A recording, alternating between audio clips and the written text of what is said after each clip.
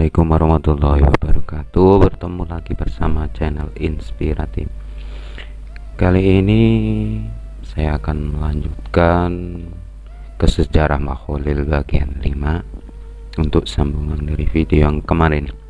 Semoga bermanfaat dan jangan lupa subscribe, like, dan bagikan. Langsung aja sejarah Makhlul bagian 5. Untuk kisah karomah yang kedua, didatangi macan. Di antara karomahnya, pada suatu hari di bulan Syawal, Kiai Khalil tiba-tiba memanggil santri-santrinya. Anak-anakku, sejak hari ini kalian harus memperketat penjagaan pondok pesantren. Pintu gerbang harus senantiasa dijaga. Sebentar lagi akan ada macan masuk ke pondok kita ini, kata Kiai Khalil agak serius. Mendengar tutur guru yang sangat dihormati itu, segera para santri mempersiapkan diri. Waktu itu sebelah timur Bangkalan memang terdapat hutan-hutan yang cukup lebat dan angker. Hari demi hari penjagaan semakin diperketat. Tetapi macan yang ditunggu-tunggu itu belum tampak juga.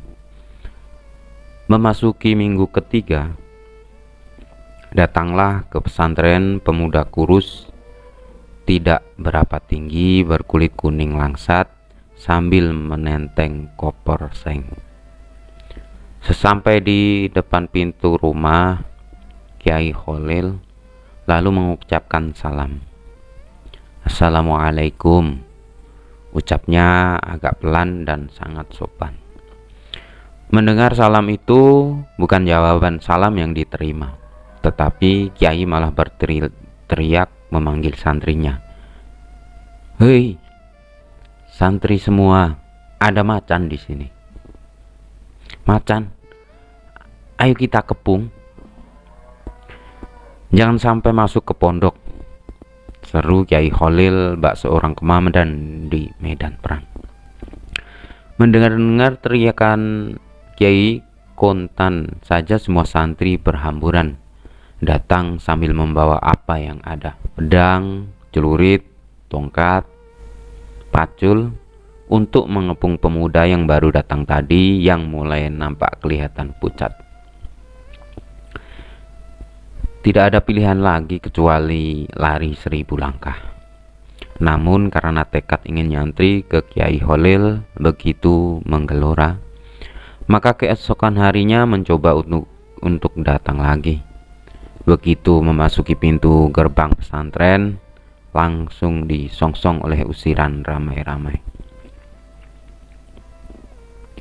Demikian juga keesokan harinya. Baru pada malam ketiga, pemuda yang pantang mundur ini memasuki pesantren secara diam-diam pada malam hari.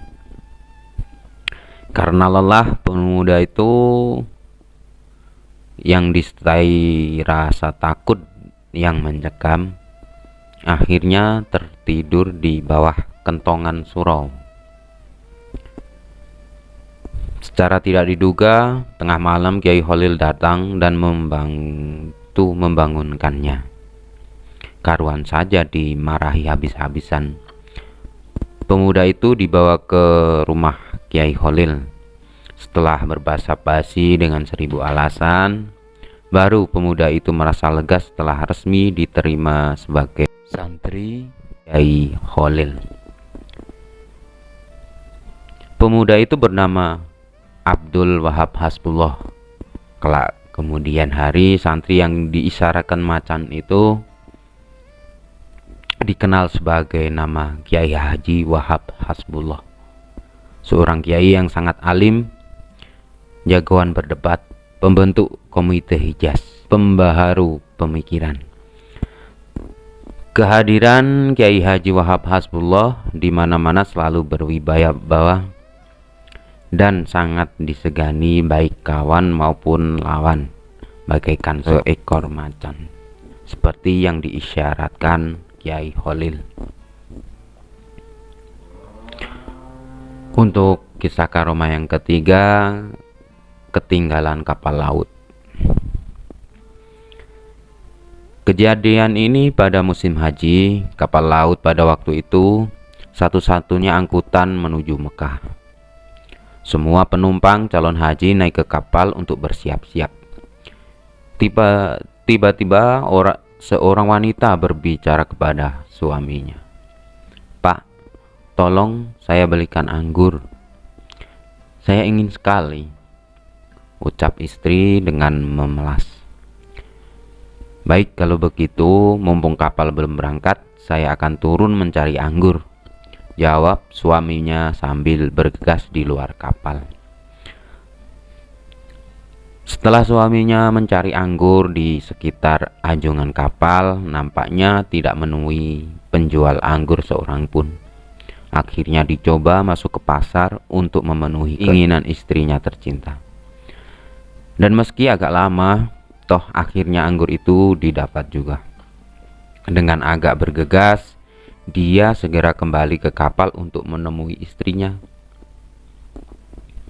Namun betapa terkejutnya setelah sampai ke anjungan kapal yang akan ditumpangi, semakin lama semakin menjauh.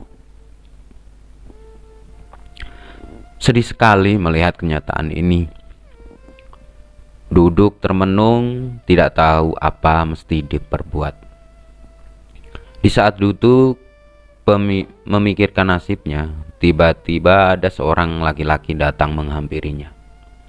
Dia memberikan nasihat, "Datanglah kamu kepada Kiai Holil Bangkalan, utarakan apa musibah yang menimpamu," ucapnya dengan tenang.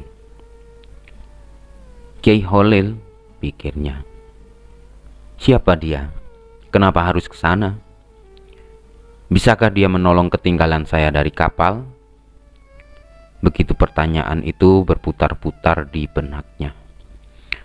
Segeralah ke Kiai Holil minta tolong padanya agar membantu kesulitan yang kamu alami. Insya Allah, lanjut orang itu menutup pembicaraan. Tanpa pikir panjang lagi, berangkatlah sang suami yang malang itu ke Bangkalan. Setibanya di kediaman, Kiai Holil langsung disambut dan ditanya, "Ada keperluan apa?" Lalu suami yang malang itu menceritakan apa yang dialaminya mulai dari awal hingga datang ke Kiai Holil. Tiba-tiba Kiai berkata, "Loh, itu bukan urusan saya.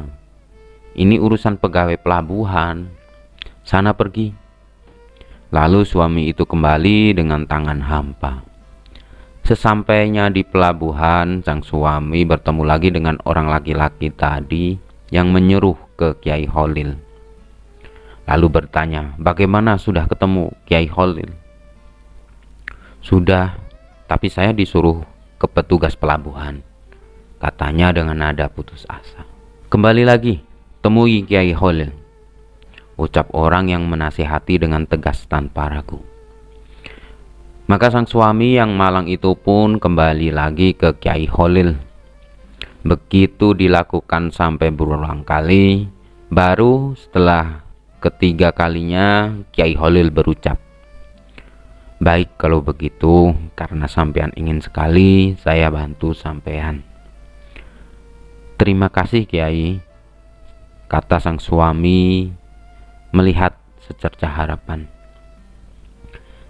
"Tapi ada syaratnya," ucap Kiai Holil. "Saya akan penuhi semua syaratnya," jawab orang itu dengan sungguh-sungguh.